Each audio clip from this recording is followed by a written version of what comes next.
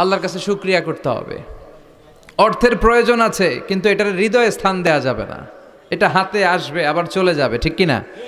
হৃদয়ে স্থান থাকবে কার? যাদের হৃদয়ে আছে আল্লাহর ভয়, তারা কভু পথ ভুলে যায় না।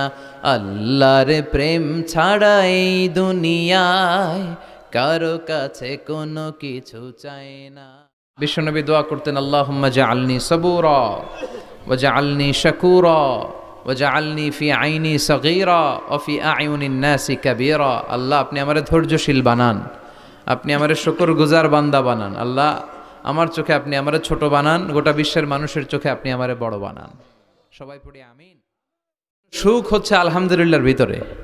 সুখ আছে কিসের ভিতরে?